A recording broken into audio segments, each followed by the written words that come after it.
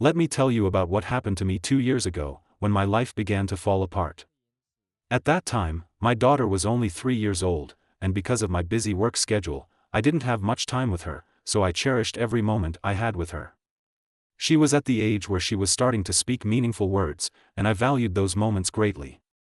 My wife is a stay-at-home mom, so she took on most of the parenting responsibilities, while I worked 6 days a week because I had recently been promoted to a job that I wasn't entirely qualified for but paid very well. In addition, we were expecting another child. Ever since my daughter started talking, being with her became very interesting. She started speaking a bit later than other children her age, but now she talks so much, and I really enjoy it. Hearing her talk reminded me of the reason why I work hard every day, which is to support my family. One Sunday evening, I was doing my favorite thing of the week, watching a movie with my daughter and our 6-year-old pit bull. I loved her commentary on what she saw on TV. If there were cats, she would mention my grandmother's cat's name; if there were dogs, she would call out our pit bull's name; when she saw someone on the screen who looked like me, she would point and say, "Daddy," which was her way of expressing, Dad. If she saw someone who looked like my brother, she would say, "Uncool," meaning uncle, and so on. She kept doing this until she got tired or fell asleep. Nowadays, most PG-13 movies have some romantic scenes, and I wouldn't watch R-rated movies with my 3-year-old, but it's hard to find movies without romantic scenes these days. We were watching Wonder Woman 1984, which is not really a romantic movie, suitable for family viewing, and something I could enjoy with my daughter, plus it has a female superhero as the lead. I hope this would empower her as a woman and boost her self-esteem as she grows up. Then a scene in the movie came up where the actress playing Wonder Woman, Gal Gadot, and Chris Pine had a romantic scene. That's when things got interesting. In that scene, my daughter said it was Mommy and Udo. She called her mother Mommy, and me Daddy, but who was this Udo? At first, I thought she must have misspoken. We often have family members visiting, but I've never heard her call anyone Udo. I had no idea who Udo might be. I pondered her words for a few minutes, and then I decided to rewind that romantic scene to see if she would say Udo again, and sure enough, she did. I turned to her, looked into her innocent and beautiful eyes, and gently asked her who Udo was. She pointed to the ceiling, which made no sense to me. I thought maybe she was pointing to God or something like that. To further test, I played a different movie with a romantic scene to see if she would have the same reaction, and to my surprise, my daughter said exactly the same thing. This made me wonder if she was trying to tell me something, but I had no idea what that could be. Who was Udo? And at that time, it was the biggest mystery to me.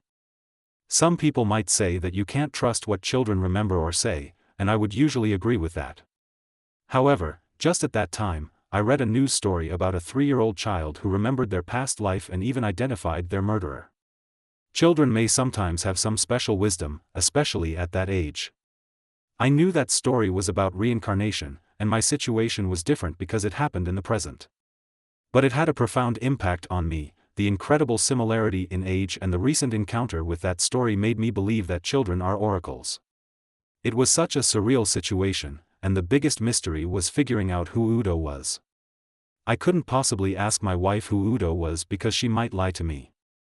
At that time, I completely trusted my wife and expected her to be honest with me. Speaking of my wife, she was born in the Middle East and came to the United States with her family when she was a teenager. She was raised as a Muslim.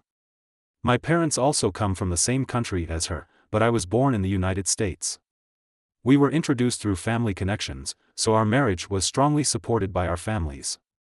We both consider ourselves Muslims, but not very devout. We follow Islamic traditions and holidays and sometimes go to the mosque on Fridays. My wife wears a headscarf, but that's her choice, and I wouldn't ask her to do so. Honestly, I don't mind at all. She is 26 years old, and I am 32 years old. She studied psychology in college, and she was a high school teacher before we started our family.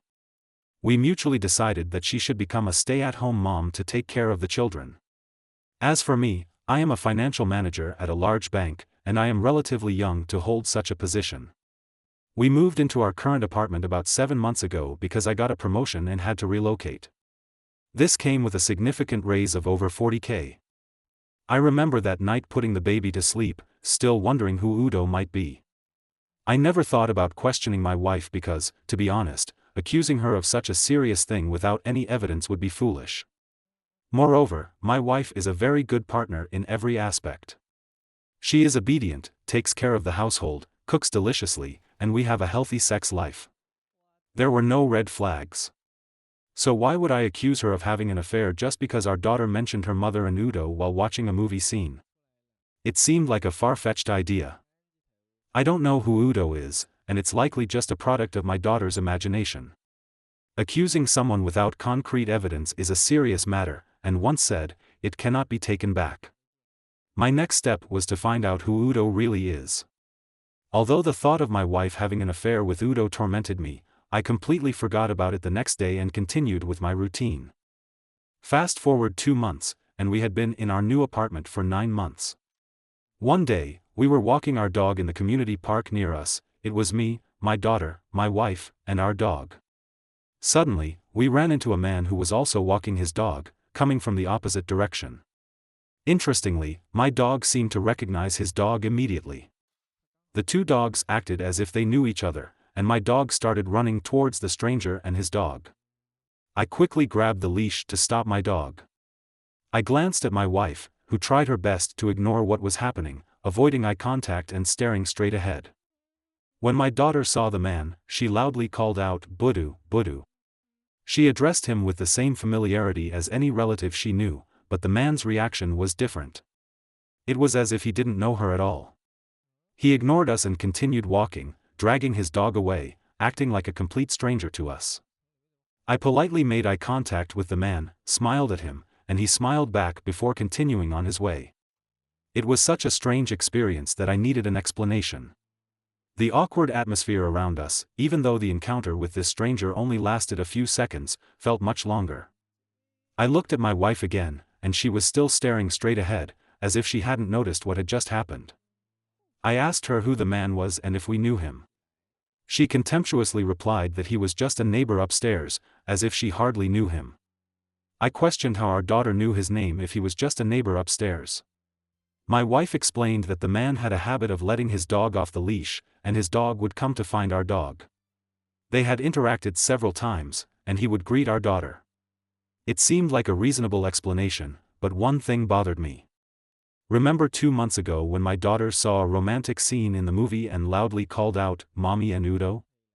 That Udo was the person my daughter had just loudly called out, and it turned out to be our neighbor. A coincidence?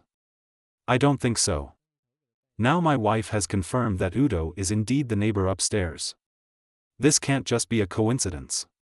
Something is going on here, and I am determined to find out what it is. My wife's behavior was strange and mysterious. I never thought she would lie to me, and I had never caught her lying before. But there was a suspicious feeling in the air. We walked the rest of the way in silence after encountering Udo.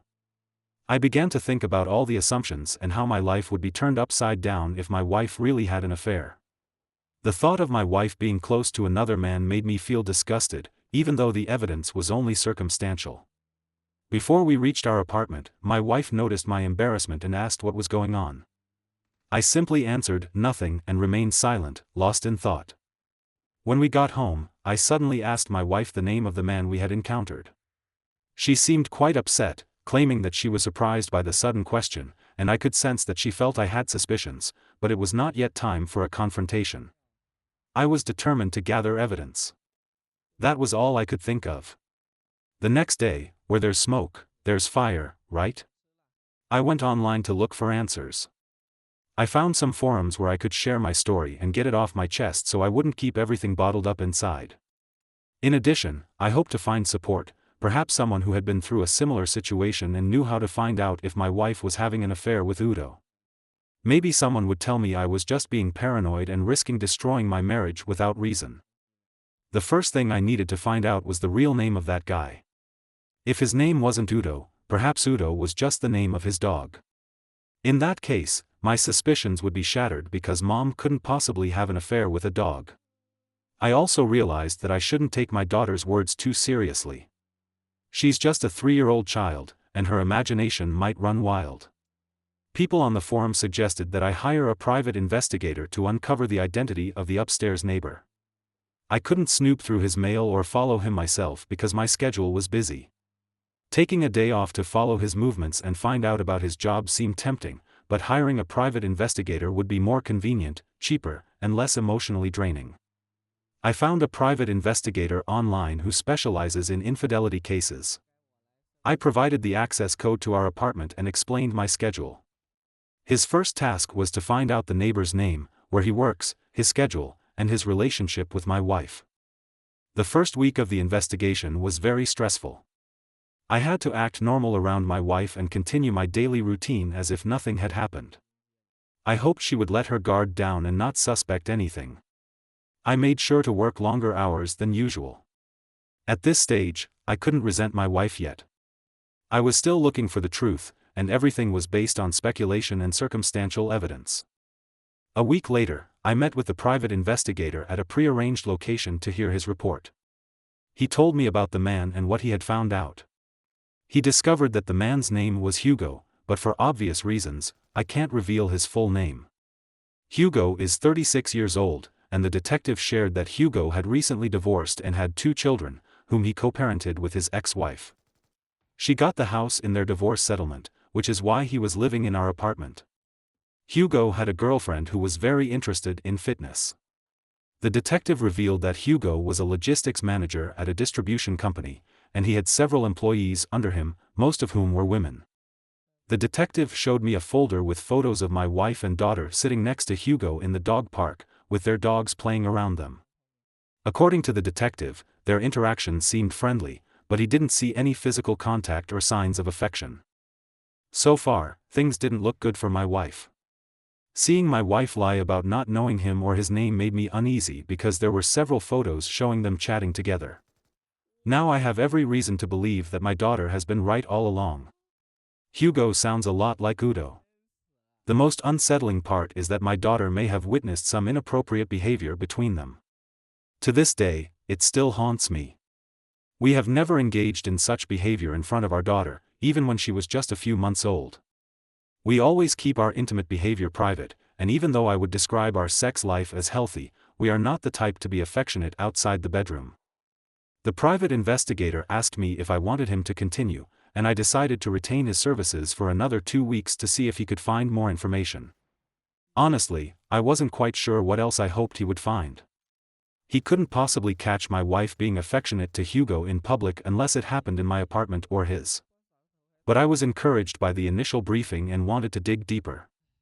In the following briefing, the private investigator observed that Hugo seemed to be involved with multiple women. He saw him go out with 3 different women, 2 of whom were his subordinates at work, which would be against the rules in most companies. However, apart from the fact that my wife and Hugo were in the park with our daughter, the detective did not find any new information about my wife. In the 3rd week, I asked the detective to investigate the women Hugo had affairs with to find out if they were married. He found that one of them was married with children, while the other woman was single. He could not gather any information about the 3rd woman. At this point, I began to think that Hugo was a terrible person. He slept with other men's wives and abused his power at work. Moreover, he was likely also cheating on my wife. I needed more evidence to confirm whether Hugo had a relationship with my wife. I already had evidence of my wife lying, but I wanted to know if she had put my health at risk and possibly endangered our child's parent-child relationship. The detective provided me with a hidden camera to install in our house, including our bedroom, along with instructions on how to monitor it remotely. The first week, I didn't see anything suspicious, no signs that Hugo had been to my apartment. The second week's results were the same. I began to consider giving up the surveillance before my wife discovered the camera. She cleans the entire house every day, making it difficult to keep its hidden location. I could confront her with the evidence I already had and file for divorce on the grounds of her emotional affair. However, the evidence of infidelity was weak because I only had proof that she lied to me. I could mention what our daughter said, but my wife would deny it, and I didn't want to put any pressure on their relationship. They might have conducted their activities in Hugo's apartment, where I couldn't capture any evidence. There was no way to have a private investigator squat in the stairwell of our apartment building all day, watching my front door. I was ready to give up, but now I couldn't. I decided to give it one more week, and boy, was it worth it. As I watched the evidence unfold, I felt a roller coaster of emotions. I felt sad and humiliated, but also relieved because this painful 4-month ordeal was finally coming to an end. It had been a full 11 months since we moved into this apartment. My daughter had been right all along, and now I finally caught my wife in the act. Let me share what I saw on the camera. After I left for work, my wife took our daughter and dog out for a walk, and when they returned, they were accompanied by Hugo. They entered my apartment together, with Hugo following my wife and my daughter in front of her. Then I saw Hugo come up from behind, embrace my wife, caress her, and kiss her neck. Then she turned around, and they began to passionately kiss. The only thing that separated them was her 6-month pregnancy, which could be mine or Hugo's. This decisive evidence gave me the courage to confront her. Their encounter did not escalate beyond kissing and touching. Eventually, they parted, and he left. Seeing how she repaid my love and commitment, I felt deeply hurt. I treated her with respect, never hit her in anger, and fulfilled all her needs, but she could not remain loyal or give me the fidelity I deserved. Her actions endangered my life by having an affair with a man who had multiple partners, putting me at risk of life-threatening sexually transmitted diseases. She betrayed the sole provider of our family, and she behaved like a dog, deserving the consequences of her actions. When I got home, I confronted my wife about her relationship with Hugo. She initially denied knowing what I was talking about and acted indifferent. However, the fear in her eyes revealed the truth. Her deeply hidden secret was no longer hidden. I showed her the photos of her and Hugo in the park. At that moment, she finally admitted to knowing him, but she didn't want me to find out because she was afraid I would suspect what had happened between them. She continued to lie, insisting that they were just talking and nothing inappropriate had happened. At that point, I revealed the existence of the hidden camera, leading to her shock and embarrassed tears. Initially, I didn't feel angry or overly emotional because I had shed many tears over the past 2 months. She fell to the ground, crawling at my feet, pleading with me. I asked her how long the affair had been going on, and she admitted it started 2 months after we moved into the apartment. It had been almost a year since we moved. Out of curiosity, I asked how it all began. She said they met in the park and started talking. He claimed to be a fitness coach and had a small gym set up in his apartment. Since she felt bored at home, she went upstairs when he invited her, and that's how it all started. These are her words, not minor. He would deal with her before me because she also disrespected his family. That's where I admire the old-fashioned people from my hometown. I told my wife that she could no longer live in my apartment. I couldn't kick her out immediately, especially since her name was on the lease and she was pregnant, even though the paternity was uncertain. I informed her that she would sleep in a different room until I found another apartment for rent. I agreed to pay for 3 months of rent while she looked for work, after which she would be on her own. Some people might expect me to kick her out immediately, but it's not that simple. I needed her to take care of our daughter until I found a nanny. I couldn't afford to miss work or lose focus because of the many responsibilities I had to bear. At that time, I didn't know whose the pregnancy was, so it was a complicated situation. 2 days later, I helped her find a new apartment and had her sign the divorce agreement. We didn't want to spend too much money on lawyers, so we opted for mediation. We were married for 5 years, and she had been a homemaker for 4 of them. Her income when she worked was much lower than mine. According to the divorce agreement, I should pay her alimony for 1.5 years. She couldn't go back to her parents or other family members because of the shame she felt for what she had done. Almost everyone who knew her was aware of the reason for our divorce. As for Hugo, we later found out that another woman he was involved with also had a boyfriend. So we shared the evidence of their adultery with her boyfriend, the husband of the colleague with children, and the boyfriend of the woman who didn't work with Hugo. They all received copies of the evidence of their infidelity. We also contacted the HR department and sent the photos. We didn't need to remind them that he violated company policy by sleeping with subordinates. Fortunately, his company had a policy against such behavior, and he was eventually fired. I had never really spoken to Hugo before, except for exchanging smiles while walking the dogs. But once I made up my mind, I worked hard and spent a lot of money to ruin his life, just as he had ruined mine. He ended up unemployed and had to move out of that apartment. I'm not sure if he knows I was the mastermind behind all of this. I'm sure my ex-wife must have told him something. 6 months later, my daughter told me about her mother and Hugo, and my ex-wife had a child. Even though we didn't live together, I went to the hospital to check if the baby was mine. Hugo is of Hispanic origin, and people from my country have similar skin tones, so the baby could easily be considered his. We decided to do a paternity test, but the results would not be available until the next day. I was the only one there at the time of birth. This was different from when our daughter was born, when the whole village was at the hospital. Now everyone had pretty much abandoned her. The last few months of her pregnancy were filled with regret and despair. I was only there because there was a possibility that the child was mine. She pleaded for mercy and begged for forgiveness on the delivery bed until she started to give birth. She was relieved to see me there. Well, I sent a letter to Hugo telling him he had a child, and guess what? He never showed up. A few months later, my ex-wife told me that he only started to show interest when she asked him to pay child support. My ex-wife is now working full-time and living a hard life, with an income similar to that of a high school teacher. I don't know if I would call it hard, but it is definitely challenging compared to her previous life. I have full custody of my daughter, even though our divorce agreement stipulates joint custody.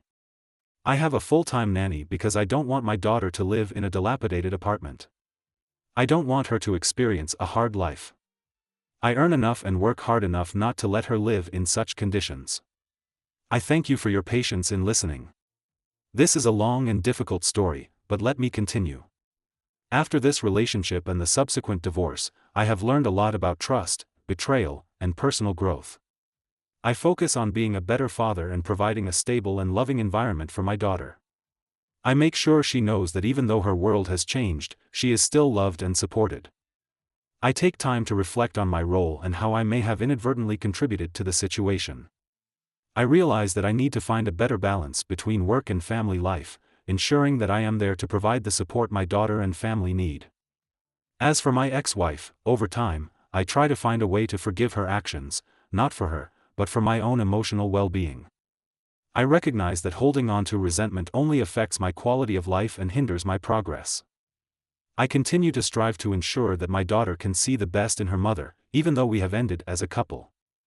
I encourage her to maintain contact with her mother and try to remain respectful and cooperative in co-parenting, even though it can be difficult at times.